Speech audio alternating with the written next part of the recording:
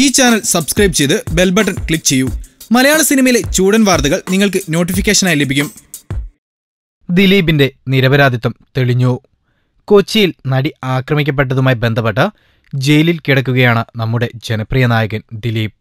പിന്നാലെ വന്നത് ഒരുപാട് കഥകളാണ്.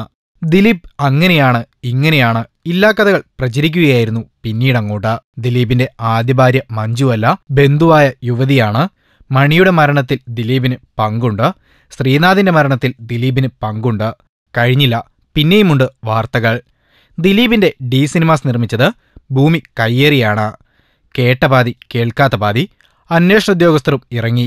വടിയും അളവുകോലുമൊക്കെ എടുത്ത് അളന്ന് തിട്ടപ്പെടുത്താൻ. അളവൊക്കെ രേഖപ്പെടുത്തി വിധി പുറത്തുവരും മുൻപ് മാധ്യമ ജഡ്ജിമാർ 4 പേരെ 4 കള്ളിയിലാക്കി പറഞ്ഞു, ഡി സിനിമാസ് കയ്യേറ്റ ഭൂമിയിലാണ്, അതുകൊണ്ട് ഉടൻ ഇടിച്ചു പൊളിക്കും. ഒടുവിൽ കയ്യേറ്റ ഭൂമിയിലല്ല എന്ന് വിധി വന്നപ്പോഴോ ഇവർക്ക് മിണ്ടാട്ടവുമില്ല. എന്നാൽ തലപൊക്കിയത് ചാലക്കുടിയിലെ കൗൺസിലർമാരും ശിങ്കിടികളുമാണ്. അവർ ഒരൊറ്റ തീരുമാനമങ്ങെടുത്തു. ഉയർന്ന ശേഷിയുള്ള വൈദ്യുതി മോട്ടോറുകൾ അനുമതിയില്ലാതെ ഉപയോഗിച്ചതിനും ഡി സിനിമാസിന്റെ രേഖകളിൽ ക്രമക്കേട് നടത്തിയതിനും അത് പരിഹരിച്ച് നിരപരാധിത്വം തെളിയുന്നതുവരെ ഡി സിനിമാസ് തുറക്കേണ്ട എന്ന്. കൗൺസിലർമാരെ, ഒന്നോർക്കുക, നിങ്ങൾ കാണിക്കുന്നത് ഹീറോയിസമല്ല, ശുദ്ധ തെമ്മാടിത്തരമാണ്. കാരണം 45 സ്റ്റാഫുകളാണ് ജോലിയില്ലാതെ പട്ടിണിയാവുക.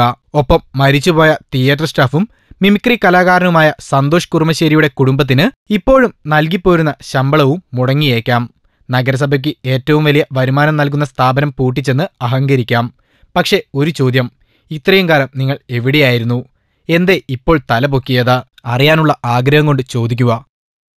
കൂടുതൽ ഗോസിപ്പുകൾക്കായി ഈ ചാനൽ സബ്സ്ക്രൈബ് ചെയ്യൂ. ഗോസിപ്പ് ബസാർ.